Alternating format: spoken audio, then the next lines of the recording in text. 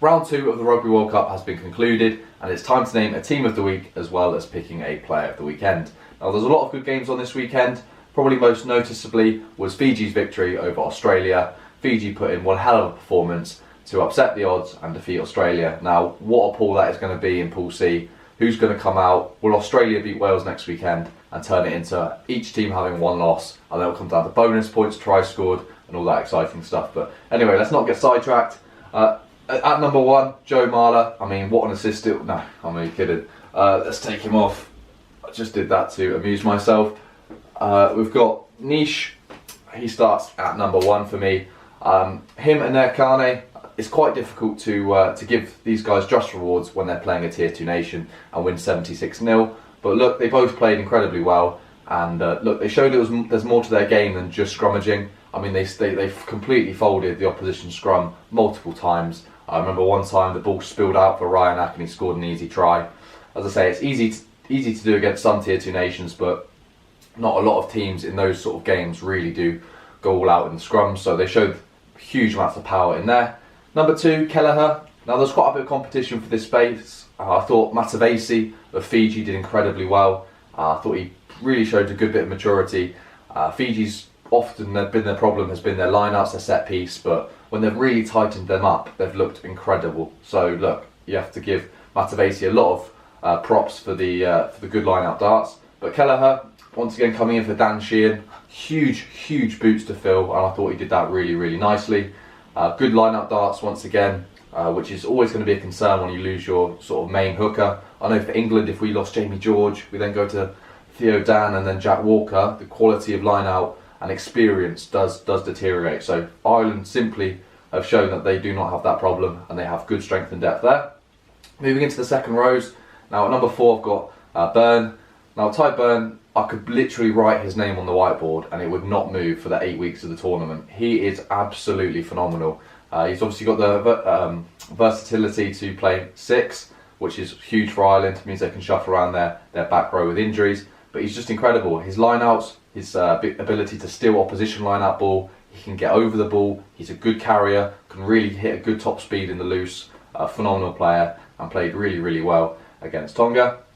Now McFarland, the Saracens boy, which I've been keeping a good eye on in this World Cup, he's really stepped up, and I feel like he's really matured as a player. Now, he's very young still, so it's quite easy to sort of not take a lead and sort of just follow around the team systems. I feel like he's really taken a big step up, and you often see a big player shooting at the back of the Samoan line out, sort of on the 15-metre line, and you just know it's McFarland taking that ball with one hand, popping it down. Brilliant control. And yeah, it looks like he's playing basketball half the time in those lineouts. He's just got unbelievable control of the ball. Moving into the back row, another Saracens player. Maybe I'm picking too many of these just off my own bias. But Benno, I do feel like, as much as there were some really good performances, maybe I've left out Jack Morgan, which might be unfair, but I thought Benno did really well. He was my man of the match in the England game. I thought he got over the ball really nicely, showed some really evasive quality running and carries in that wide channel, which if you're a back rower and you have the ability to sort of hit a good top speed in the wide channel, it can really be a difficult proposition for the opposition to defend. Yeah, especially when they're coming such big players at such speed, sort of a fullback's nightmare. I remember when I was playing 10 throughout my time of playing at school, the worst thing was a loose forward with some speed. They were just a nightmare, absolute nightmare to tackle. Now, talking about nightmares to tackle, Bottia. Lavani Bottia is just one hell of a player. He did make quite a few mistakes, a couple of handling errors in the game, but boy did he correct that with some unbelievable defence. I mean, the defence won it for Fiji. The Fijians only scored 1 try in that whole Australia game, which came late on in the second half of a pretty much an intercept. It was their defence, players like Bottia really showing their sort of Champions Cup pedigree, playing for La Rochelle, really showing how good he is over the ball, just turnover after turnover. You sort of made a half break Australia, and then he was clamped on that ball. He didn't go off his feet, straight on the ball, and he's like a rock. You just simply cannot move him. And then his Fijian number 8 friend, Mata, he was phenomenal as well. Brilliant ball carrier, and he did really well to sort of get into the 10 channel, give Carter Gordon nightmares, and really show his powerful running game, which proved ultimately pivotal, and it gave Fiji some really good front foot momentum. Then Australia were ill-disciplined off the back of these solid carries, offside, ruck penalties. As soon as you're on the back foot, you give away lots of penalties. So, and then Fiji did really well to kick those penalties to win the match. So brilliant performance from Mata. Now moving into the back line. Now the number 9 jersey was the hardest jersey to pick today. Murray played phenomenally. You could have had Roygaard, who was unbelievable. You could have had the Fijian scrum half, I forget his name now. He kicked 4 penalties, I think. That was crucial for Fiji going on to win that game. You probably could have had Ryanak. He scored a hat-trick in 4 minutes. Probably was that. It's a bit more than 4 minutes, but he scored a hat-trick in, I think it was 10, 12, 13 minutes. Unbelievable from Ryanak. So look, that 9 jersey was really tough, but based upon the quality of opposition, of Tonga being slightly higher than that of Namibia and the like. So look, Murray did unbelievably, helped Ireland play in the correct areas, moved them around the pitch really nicely, some really sort of nice touches off the boot, sort of short box kicks, little chips, was really quite impressive. Sexton at 10, controlled the game really well. You could have had Willemse from South Africa in that jersey. And a player which you could probably completely overlook this weekend was Havili, playing for Tonga. Now, although Tonga got an absolute hiding, I thought he was a shining light. I thought his kicking was phenomenal. Some of these Pacific Island teams don't quite have the sort of skill sets in there and quality of skills in some of their sort of set piece kicking and lineouts. And Havili, he nailed some absolute worldies from a real good distance, in which I'll be pleased if any international kicker was kicking like him. So yeah, really nice from Havili. But Sexton gets the nod for me. Another try for Sexton, which is unbelievable. Sort of getting on towards his 60s now. He's doing really well, and obviously broke the record for the points scored. So fair play to Johnny Sexton. He's really maturing well with age. Tuasova at 12, and then his Fijian centre partner Naya Salevu. This is just an absolutely phenomenal centre partnership.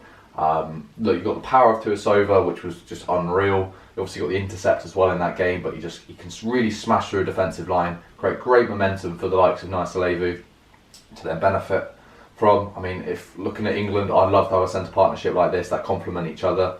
They're playing some really nice stuff, and Naya Salevu, the captain, also. So he did well to pick the right decisions in the game to go for 3 points or to kick for touch. It was a nice balance. Now this is one hell of an exciting back three. Mapimpi and Hansen. Mapimpi, it's quite hard to pick once again against scoring tries against a team where you've put 76 points on them. It's obviously much easier to get a hat-trick than most games, but he took his chances well, showed some really good gas to score from what was like 60, 70 metres out.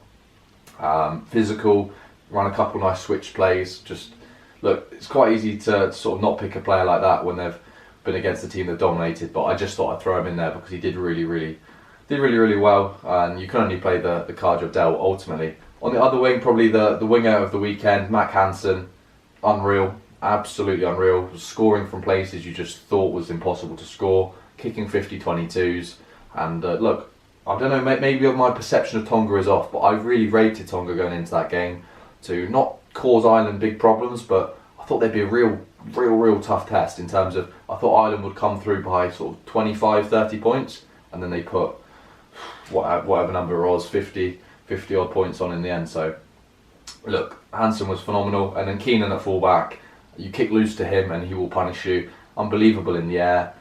For a player in which isn't sort of massively built, he's so lean, and his ability to sort of change direction so subtly was phenomenal.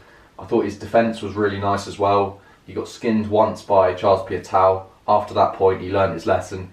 He made that. He stated to himself pretty much that I'm not letting that happen again. And next time, he absolutely nailed Piutau with a lovely low tackle, and then ultimately Ireland got the turnover. So look, that is my team of the weekend. In terms of player of the weekend, that is really tough. It's quite difficult to pick considering such brilliant performances. Now I'm leaning towards a Conor Murray. I suppose you could give it to Benno for England. He did some really nice stuff. Maybe Bottia or Tuasova. Just because of the magnitude of the win for Fiji, I'm going to give it to Joshua Tuasova. I thought he was absolutely unreal. Huge presence in that midfield, which ultimately gave the sort of fundamental building blocks for Fiji to win that game. So look, that's my team of the week. Let me know if you'd make any changes. I'll be happy just to discuss in the comment section down below. As always, I'll get back to every comment that is left. But yeah, thank you very much for watching.